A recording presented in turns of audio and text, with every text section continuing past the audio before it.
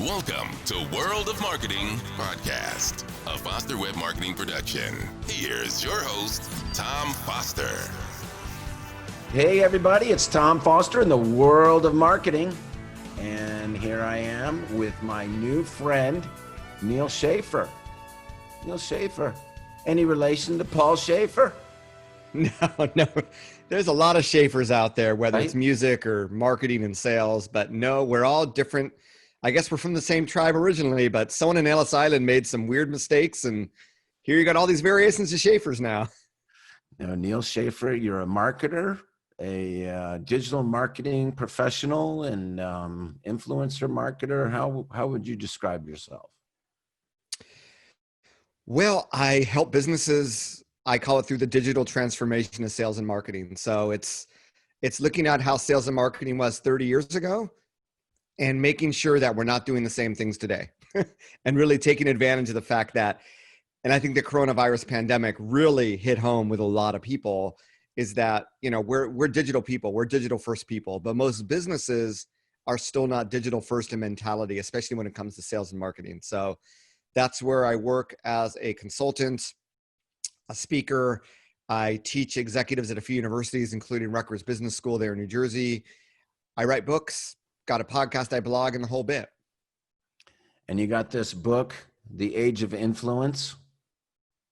Correct. So I've written 4 books. My first 2 books were actually on LinkedIn, and this is very, very early on in my career. But before social media, I was in B2B sales, biz dev marketing. So LinkedIn is the obvious place for B2B, where I wrote those books. Wrote a 3rd book in 2013 called Maximize Your Social, about social media strategy creation, social media marketing ROI. And then this year, and right in the middle of the pandemic, I decided strategically to release the 4th book called The Age of Influence, which is all about, I sort of take the liberty to redefine this concept of digital influence and how it can be used really by any company in any industry.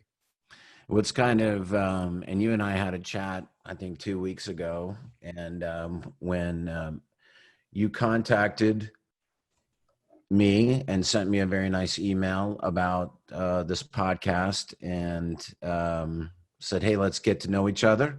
I think something like that. And we responded and I said, hey, how did you hear about us? And you said you did a search on iTunes or something, right? We came up. I was like, hey, man, great. Marketing works.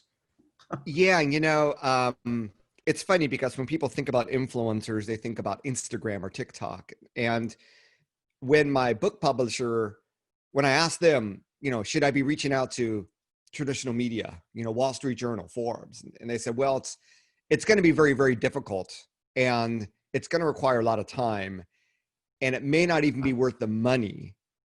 So Right. You should probably be reaching out to podcasters and bloggers. So influence, when we talk about digital influence, right? There's basically 4 different content mediums. Obviously you have photographs, and Instagram is great for that. You have video, and there's YouTubers, right? But there's also blogs, and there's also podcasts. And it's really interesting to see, you know, influential business people that I know that regularly listen to podcasts, and how podcasting as a medium is another medium that generates influence. The way I look at it is, if you're getting 50 downloads per episode, you get 100 downloads per episode, you know, 200 downloads per episode. A lot of small business websites, when they publish a new blog post, they don't get that sort of traffic, right? So there is an audience, and it creates a different intimate relationship that you don't get on social media, because you have someone's attention for 10, 15, 20, 30 minutes, an hour, however long your podcast is. So when you think of it that way, you begin to realize that there's so many different ways to influence people, and there are so many different ways that people are influenced or being influenced. It's so true. And I'm always surprised because, you know, as I told you, this is relatively new.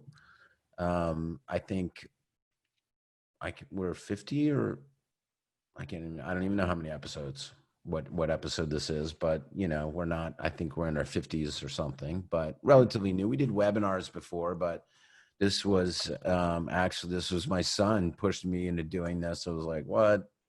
And he was like, come on, Dad, you're going to be the Joe Rogan of legal marketing. And And we actually have the early ones you can see, we have a podcast studio and it's all set up like that. And this hit. And actually, since the pandemic hit, I've done even more of them. Just switched to my little home studio here and have just gotten a lot more aggressive about doing them and just talking to more people. I think you're right. I mean, getting and people are downloading them and listening to them on their walks. You can't read a blog post while you're walking down the street walking your dog, but you can certainly hit on your favorite podcast or whatever. I agree with you. It's a different world, and a lot of people are listening to it. And what's really interesting, so let's look at it from the other end. So I work with clients as sort of a fractional CMO, like a CMO on demand type service, right? Sure. Oh, cool. And one of my clients is an author. And we talk about, well, she doesn't really have a platform per se.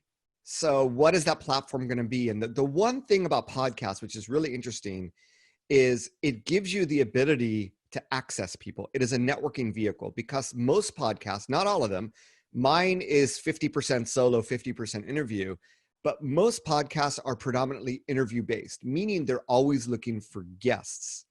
And the fact that you have it, you can't cold call someone. So let's say I'm a lawyer, I want to get into a big corporation. I may not be able to cold call them, but if I'm a lawyer and I have a podcast and it's about how large organizations deal with crises, i.e. coronavirus, right, I could maybe reach out to their marketing communications person and say, you know what, I'd love to interview your CEO or whoever's in charge of crisis management for our podcast. And like I said, a lot of people see podcasts as being very, very influential. So yes, it's an ego thing too, of course. Yeah. So I'm not, there's a lot of people like me, like, oh, you got to blog, you got to be on TikTok, I'm like, no, right. Pick one and do it. But podcast as that networking, as a way to access people is huge. And I think that's what a lot of people who don't podcast miss out on. And as you know, you and I talked, and most of the lawyers, most of the clients that I work with are lawyers and doctors, and, they're doing the traditional stuff, digital. And I know that you do that and you help your clients with that traditional digital, SEO, blogs, content, video, social media, all that stuff. Podcasts are different than that. And I think that's what we're saying here. It's a different animal. And you and I were talking about this. They're not my clients or lawyers in general are not necessarily very comfortable doing this. It's a whole new beast.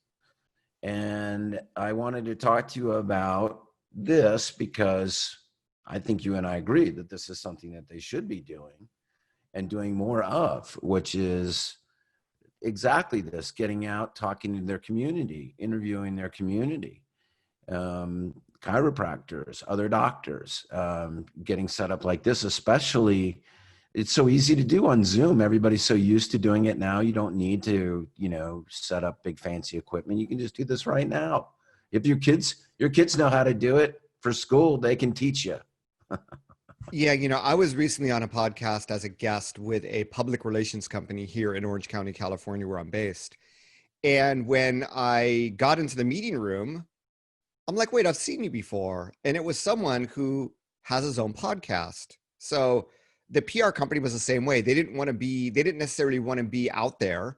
So they outsourced the podcast creation to someone who, it's like a doctor or lawyer reaching out to Tom Foster Web Marketing and say, we want you to just run the podcast for us. And that's something that you can also do, to have Tom as the main person that's interviewing on behalf of the legal firm or the doctor, what have you.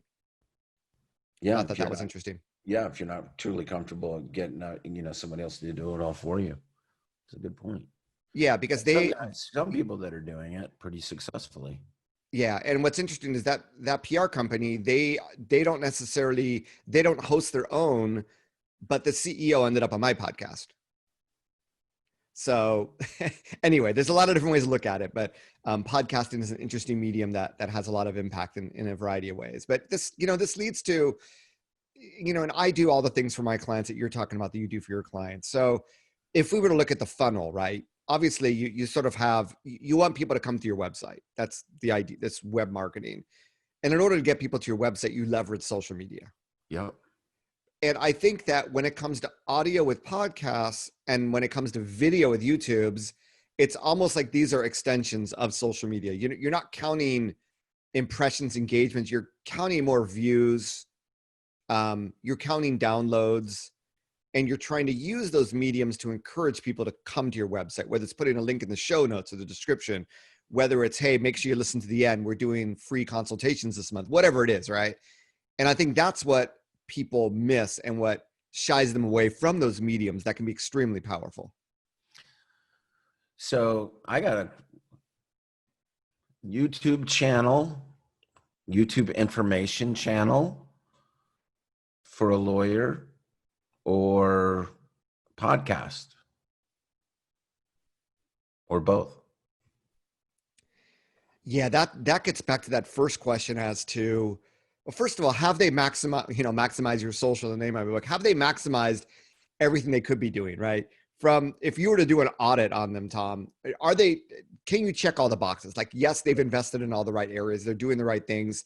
What else is possible? Yeah. And that's when I would look at, I believe that podcast and YouTube channels are sort of the final frontier in all this. Yeah. But because not everybody does it, that's why they're so influential. They have so much impact.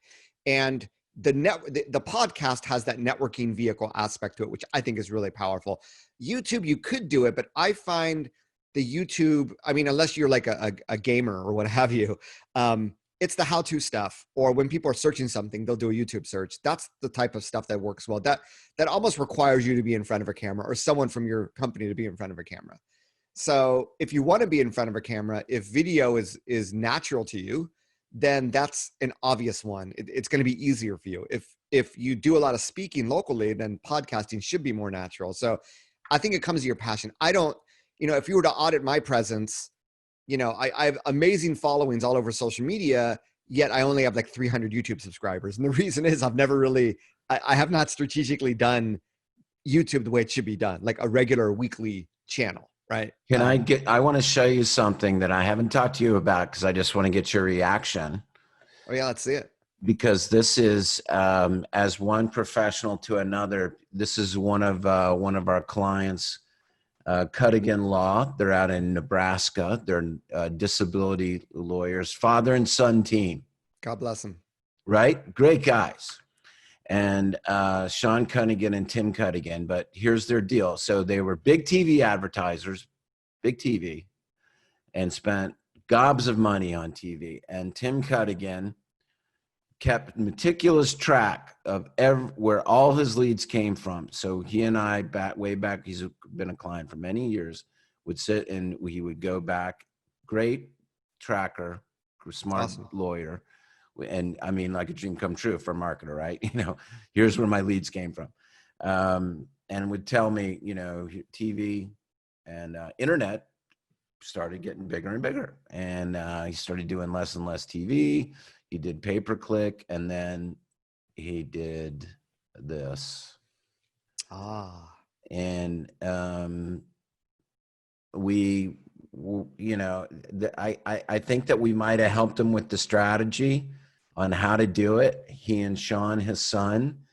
I think that's all the credit I can get, is we probably told him some of what to do, but I think they ran with this on their own.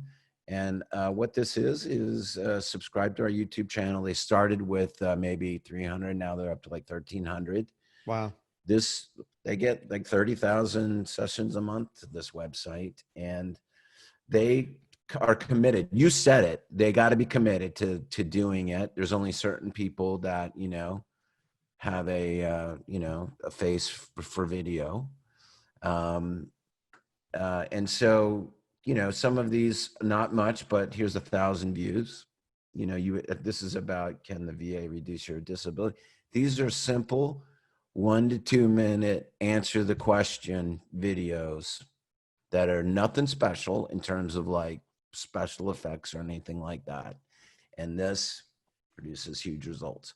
No one else is doing it, and they're showing up in the search results. Yeah, it's showing up for search results. It is what turned they started a whole new area, and it just exploded their business. And even through the COVID. And so that Especially right, through the COVID, I assume, yeah. even more so. Yeah. And that right there is, you said it, the time, it looks easier. It looks easier than it is really, because the time is in the scripting, and it's still content. And then they're getting up in front of the camera, and they're spending every week, putting together 5 to 10 videos, and then somebody is post editing, and then optimizing the content and putting it up there. But Yeah. The funny thing is, some people might be listening and they're like, well, I can't, podcasting sounds complex. YouTube sounds complex. And the hardest part is not in that editing. The hardest part is the content itself, yeah, right? yeah, exactly. And that's what people forget. Right. There are, there's Foster Web Marketing, there's all sorts of services and tools that support this ecosystem of podcasters and YouTubers, but they can't do the content. In fact, Right. in my book, The Age of Influence, Tom, about influence, any brand could have become an influencer, but they can't do the same content that resonates with people like people can do, right? Right. And I think that's why when you as a lawyer come out as the face, you resonate so much differently than a brand with some randomly titled person. You know what I mean? So that definitely helps. And it's why, generally people become influencers, not brands. And I think any business could become an influencer should they try to act as much like a person as possible. I'm thinking of the Will It Blend, those Blend Tech videos, and this is the classic study. Blend Tech became extremely professional in the blending market because of their YouTube videos, and it was the CEO himself who would put on a white lab coat and personally did all the YouTube videos showing, can we blend an iPhone in a blender? Can we blend marbles in a blender? And it's this is like a decade old, but Yeah, right. it's a great example of what is possible if even as a business, even as a lawyer, doctor, if you put yourself out there and your unique personality. And I think it's Pat Flynn, one of the podcasters I admire, says your vibe will attract your tribe. So it will attract people that want to do business with you, right? Sort of how this all works. Yeah. Well, it's interesting how you could take something like what they're doing and combine it in a podcast format. And what we were just saying, what I agree, like content is always the hardest to come up with. But if you do it in combining exactly the things that you were saying, the brand, because hey, the number one rule in marketing is people buy from people they like, or brand. No one trust. Yeah. Yes. Thank you. Yes. And so, and what we're talking about here on a business level or whatever, like a consumer to company is a brand, and with the lawyer, it's the name. And so, by kind of connecting, so in a podcast world, you could take something like what the Cudigans have done here. And instead of, or even asking questions, but in a podcast format, right? I mean, like you could take this and bundle it all up in a podcast format where you're interviewing different doctors or different, I mean, that's all we're talking about, right?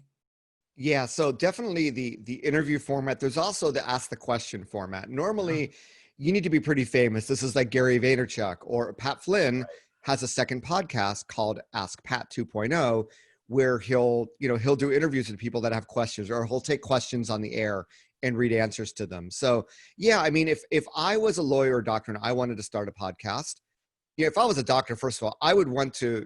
I think people. I mean, the whole coronavirus is so top of mind with everybody. If a doctor was to come out with a podcast and he interviewed, hey, this is one of the pharmaceutical companies that's currently doing the vaccine, or this is a local hospital, tell us what it's like on the front line. You know what I mean? There's so many different stories, so many people they could interview that would make it worthwhile for the doctor, for their education, as well as for their own branding, that they're able to bring these people onto the podcast. Yeah. And here's the thing. It's also just keeping, I work with like insurance agents and real estate agents. It's just keeping top of mind, right? And Yes. when you have that podcast that people 100%. want to tune into on a weekly basis, no one's tuning into your blog on a weekly basis. Sorry. It just, even YouTube, I don't think I think people go to YouTube when they have a need and they do a search. They might subscribe, but it's just not the same thing as a podcast subscription. And the avid listeners who, listen, and Tom, your podcast is probably like mine. Half of the downloads usually come within 48 hours. So people are subscribing and looking at the notification and listening on their drive, on their walk, what have you. And it's only going to be for so long, just like what you just said. When blogs first came out, people were like, whoa, there's a new blog, it's on my feed, so I got to read it. Now what are feeds? Yeah. RSS, never heard of it. Or like emails. Shit, there's a new email I got to read. Now we're like, God, or a text or whatever. You're right. Facebook, I got to see. Now we're like, So true. So true. And you said it, like a YouTube feed. Podcast is only going to be so long before that's going to get tired and boring, and something else is going to be. That's the world of marketing. And that's what guys like us, we got to stay on the cutting edge of that and keep our clients on the cutting edge of that. And this is a great way. You're 100% right. This is a great way to stay top of mind. And that's it. You said it, staying top of mind. And people forget people. And so, and companies, and especially lawyers and doctors, are terrible marketers. Yeah. Sorry, guys, it. But you just are terrible. You focus on all the wrong things, like keyword. You focus on keywords instead of your own brand. Where your own brand is where your own referrals come from, and where people are like, oh, you should use, you got to use Neal Schaffer because he's the best guy. And what are people going to do? They're going to go to Google and type you in. That's what happens. And I truly believe every lawyer and doctor that I've ever met in person, they're able to differentiate themselves, right? They have a story, they have unique experience, right? But you now need to replicate that digitally. And that's the challenge, right? Yeah. Yeah. And a lot of them are afraid to be themselves online. And so they kind of like copycat each other, which is a huge mistake. And people see right through that. And it's funny, you said something in one of your videos, I think it was in your bio video maybe, or where you talked about how businesses are like assaulting social media. Yeah. And I thought that was kind of funny, because social media is a personal type of thing that business are trying to use to sell people. Yeah. And that's where, if we look at sort of social media being Facebook, LinkedIn, Twitter, what have you, let's leave YouTube and podcast out for a minute. Yeah. On all those platforms, the algorithms favor people, meaning that it's going to be really, really hard for your business to show up in the feeds of people. It's pay to play. That's how they monetize their social networks, is by getting businesses to pay money. YouTube, it's pure, and websites and podcasts are purely, the algorithms are purely driven by the content. They don't care if you're a person or a business. And I think that's the other really, really important thing here that differentiates these three things from the world of social media. And that's why, I wrote this book on influencer marketing, because I feel very strongly that for businesses, social media really has become pay to play. I'll never forget, I was on the Social Media Marketing Podcast with Michael Stelzner, which is one of the, if not the most popular podcast of social media marketing, back in 2013. And I brought up the concept of paid social. Now it's very commonplace. He's like, why would someone want to pay for an advertisement on social media? And look where we are today. Yeah. So that's why, the concept of influence marketing is, well, if social media was made for people, and if businesses have to pay for it, but social media was supposed to be about this, like, inciting word of mouth marketing. How do we do that? And you work with other people, right? Maybe as lawyers, as doctors, you have customers, you have partners, you have people that might have some influence online. And I'm not talking about having 1 million followers. I'm just talking about having 1,000 followers or 5,000 followers. And imagine if you showed up on their feed, right? Here's a selfie with my doctor. Here's a selfie. I'm just saying, for example, I don't know how realistic that is, but that's, now you get out into the feeds of real people. And there's that like, know, and trust factor that people trust these people that they're following. And then when they see you on that feed, it's an immediate trust factor, right? Now, the timing may not be right because they're going to do searches for you when the time comes. But if you appear on enough people, or if you appear frequently enough on enough people, you will be remembered. So the next time they go to search, they're just first going to go to you. You've already been found. And that's sort of how this works at a, at an inherent level. And if you're connected to people they like and have the similar interests, and plus if you have similar interests to them, that's why you want to make sure that you're talking about your hobbies and interests. Yeah. Otherwise, they only want to follow a lawyer's Instagram feed when they need lawyers' help, right? But if you were to introduce your lifestyle, and your hobbies, and it's like, Tom, I didn't know you play guitar, so immediately if I'm going to someone, so it's those things that connect people, that draw people, especially. I mean, this is talking specifically about Instagram, but those are the things that draw people into you and to deepening their relationship with you above and beyond what you do for business, and that obviously reaps dividends over time.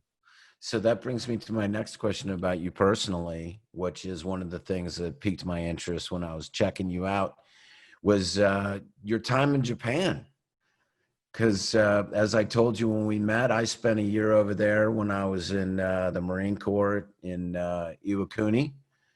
But you spent a long time over there. So you're a busy guy. So I try to travel the road less traveled. So tell me a little bit about tell everybody a little bit about your past here and how you went over there, and you speak fluent Japanese and Chinese. Hi. That is impressive, sir.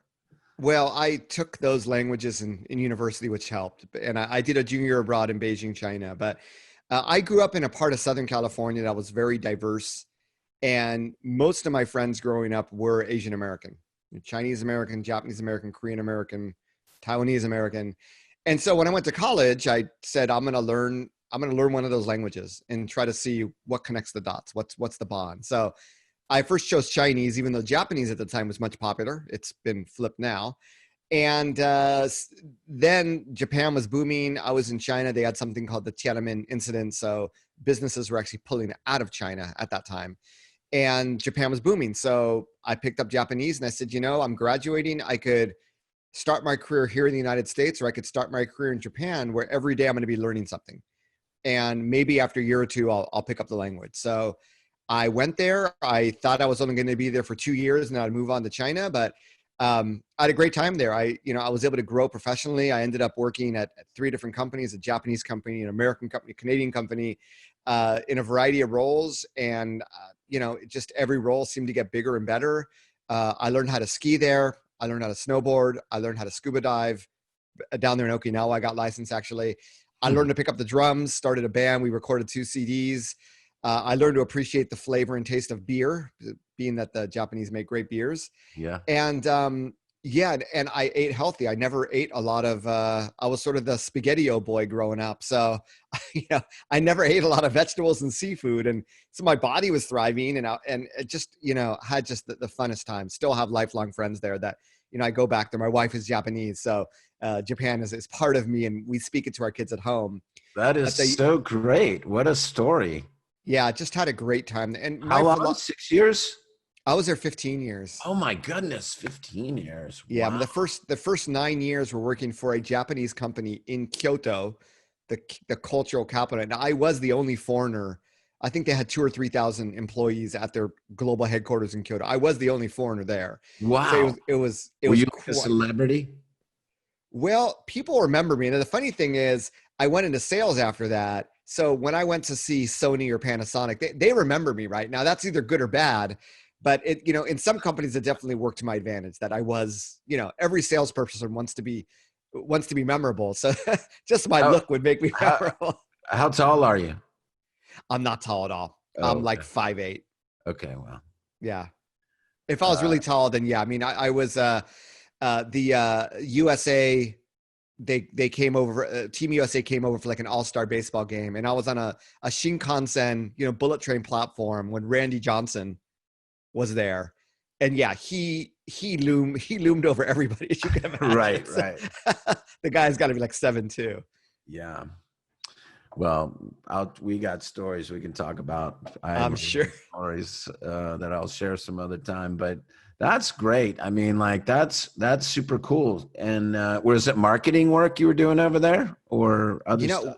It wasn't. I was a liberal arts major. I went to Amherst College, all liberal arts. I was an Asian studies major.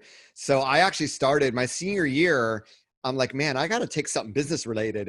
And for senior year, they brought over a professor from UMass Amherst that taught accounting, believe it or not.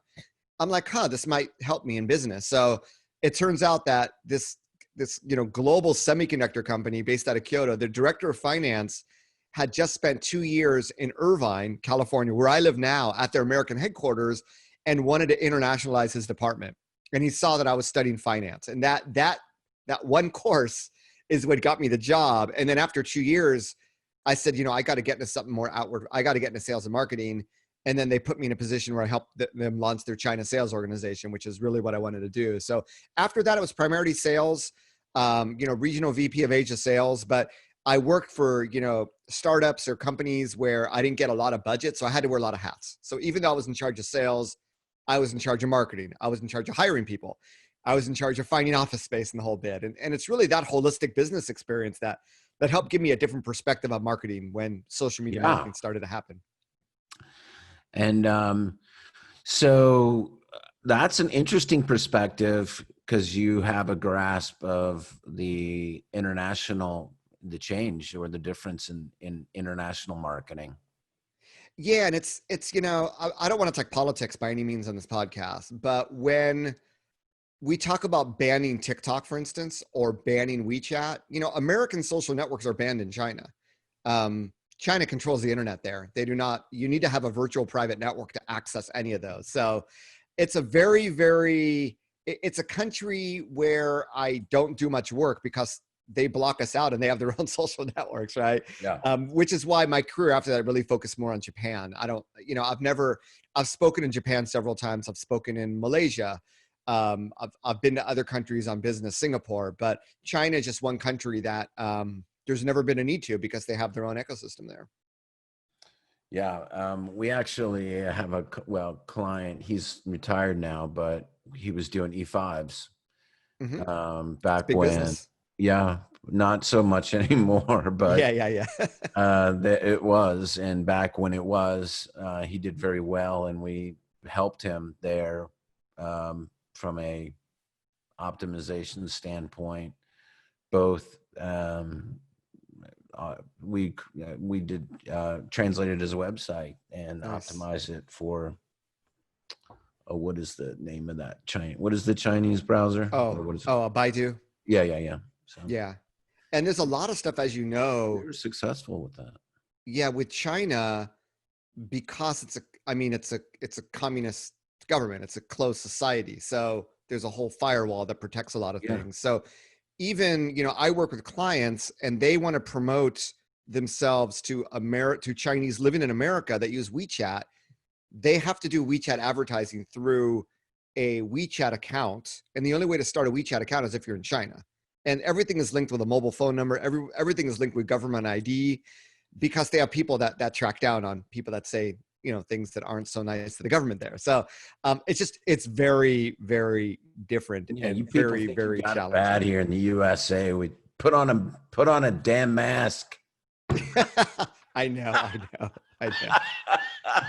It's crazy. Oh my God. And that's why when social networks want to add a little bit more, hey, you actually need to have a unique mobile phone ID in order to get an account. I think, it makes a lot of sense for I'm not going to ask for like a passport to create a Twitter account, but having some sort of ID, because I don't know about you, but I've been threatened on social media. I mean, stuff does happen that gets reported to federal authorities, and federal authorities here the FBI, they have access to the fire hose.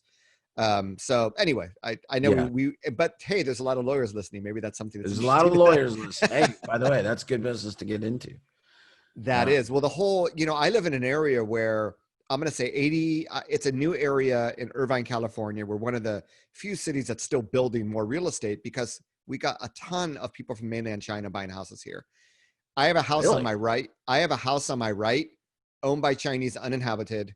The house across from me, owned by Chinese. We have maternity homes on our street. Speaking of lawyers, it's one family that owns 2 homes that are constantly bringing in people. They have their babies and they leave. And there's nothing illegal about it. I guess there's a question about legality as whether they can do that in a residential area. But anyway, I'm not a lawyer.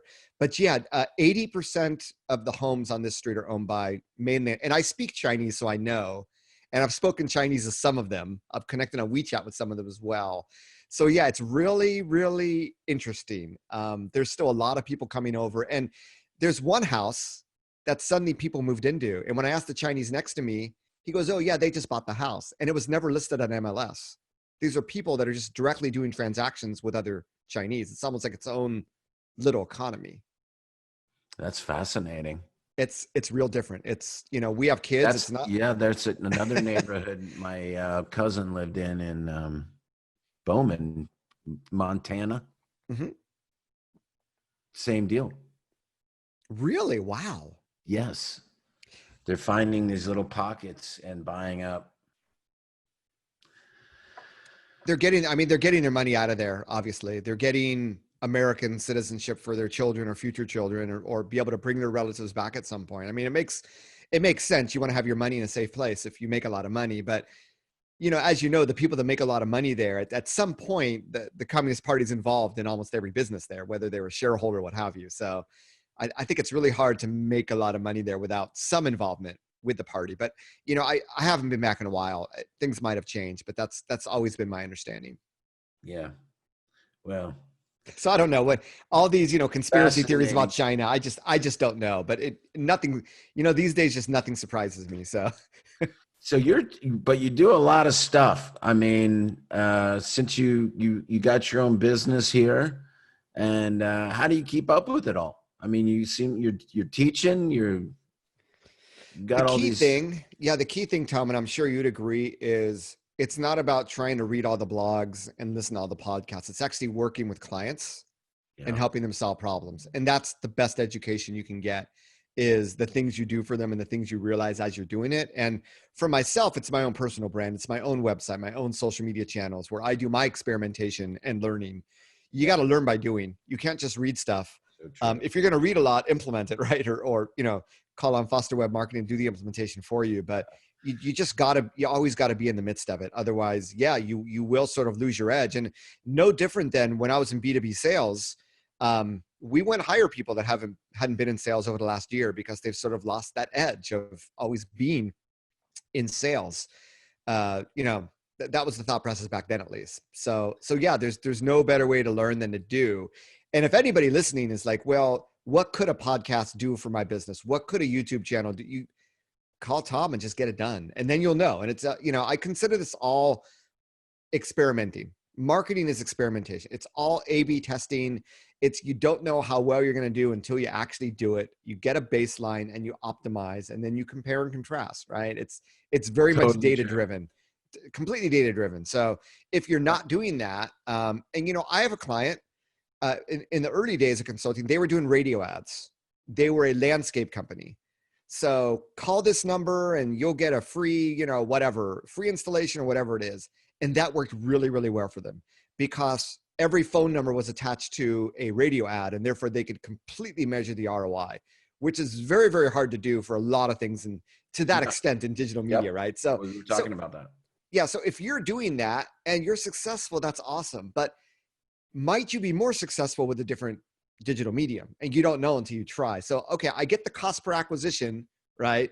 And I get, the sale per acquisition here. I get the ROI here, but what if I did something else? Would it be even more attractive? And that's the notion of A/B testing and really, this data-driven strategy. You always have to be trying new things. I'm not going to tell a lawyer to go on a TikTok per se, but have you tried to do a webinar and promote it on LinkedIn and seeing what sort of business you can drum up by that, right? Just as an example, have you done a Facebook ad campaign? These are the things. Have you tried to reach out on other podcasts? as a guest, if you think your target audience might be listening to those podcasts. These are the things that I'm talking about that I think that everybody listening, and it doesn't have to cost a lot of money either, right? But I consider these in marketing, I consider this agile marketing. It's like a 30-day sprint or a 90-day sprint. Next 90 days, we're going to try this, get a baseline, see if it's worth investing more in or not. 100%. And, you know, one thing that you said is that you got to measure it. You got to measure, you got to track. So many out there just do things and set it and forget it and not track or make false assumptions. Biggest false assumption is pay-per-click. It works.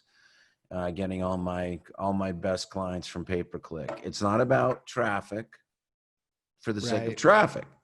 It's about getting your perfect client acquisition. Who are your perfect clients? The ones that you like to work with. They're not what everybody, you know, it's who do you want to work with, and be as clear as possible, because you're creating content for them. And then you're syndicating content through all the we're talking about all these social media, whether it's Facebook or Twitter, or whatever, TikTok or whatever, YouTube, or you're creating podcast content for your perfect client. And your perfect client is going to like you for who you are. So it's important to be who you are. And then you want to measure that. And you want to measure what channels your perfect clients are coming in and what channels your shitty clients coming in. This is PG-13 here, Neal. I forgot to say that. Yeah, you know, and another way of looking at it is, hey, a pay-per-click's awesome, right? Yeah. But on the other hand, there are people that avoid clicking on ads, and then you don't show up in organic search, and you never get contacted, and your pay-per-click cost of acquisition, I mean, I don't know how much it costs. Is it a few $100s? Oh my God, not for lawyers. Lawyers spend more than any. You should do some research on that. So imagine if you took the cost of acquisition of one client and put that into content creation. Yeah. And try to rank, right? And it's the gift that keeps on giving, right? Yes. It's organic. And it also helps raise your other pages as you get more domain authority, right? So you hear that, everybody?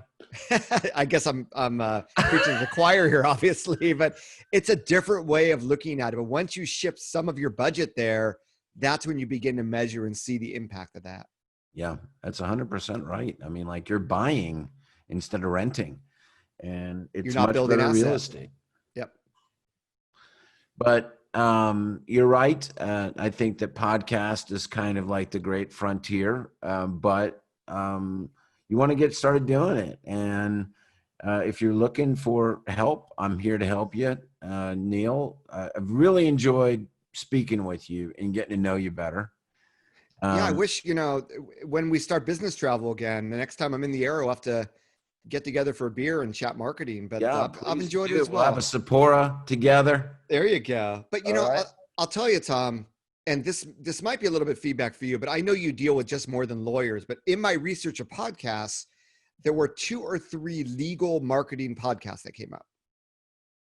So these are, you know, top 250 podcasts in marketing, and 2 or 3 were focused on legal, and they appear. So they're getting, you know, pretty significant downloads. So it just goes to show you that for any niche that anybody listening might be in, if you wait, as Tom was saying, over time, we're not going to be able to listen to podcasts every week because there's just too many out there. It's going to be, yeah, you're right. You So got to be an early adapter. Exactly. I don't even think now is, you know, I always say you're never too late if your content's good enough and what have you, but there probably at this point, there's probably a hell of a lot of blogs out there about what you do. There's probably a few YouTube, there's probably even less podcasts. So that's where I think you can really have impact by, if you specialize on disability insurance, then you become the #1 podcast on disability insurance that everybody would want to be on, everyone would want to listen. And that's really, you know, pick your niche. Just legal itself, I don't know if that's niche enough. And I'm sure you can consult with Tom on what that niche is. I totally agree. Like the cutting guys, I'm going to meet, I got a scheduled meeting with them. I'm going to tell them they got to podcast this. There's lawyers that are getting started doing it. But I think if we, you know, what I need to create, honestly, and nobody better steal this idea. You heard it here first. It's going to be a podcast in a box. and we'll sell it here at FWM. Do Podcast it. in a box. Yeah. Comes with everything they need. Yeah. They don't need much, especially with Zoom. Just send you guys the audio. In fact, put you guys as a guest or as an additional person that could record the Zoom. Yeah. And all they need to do is show up, record the Zoom, and you guys will do the rest. That's brilliant. We'll do the rest. You're right. Yep. Well, Neal, boom, done. I mean, like, look, we just made him $1 million. And hopefully you're making your clients millions of dollars. So. Exactly. Well, I appreciate your time today. No, same here, Tom. Appreciate it. And it is great to talk to you more. And as you said, I look forward to having a beer with you when you get over to the East Coast. And I will do the same when I get over to the West Coast, whenever that's going to be, whenever we get through this mess. Until then, you stay safe. You too. And keep helping people get smart with this marketing nonsense. You as well, my friend. Okay, Neal. All right, everybody. It's Tom Foster at the World of Marketing. Neal Schaffer. So thank you so much. Good to talk to you. Take care, everybody.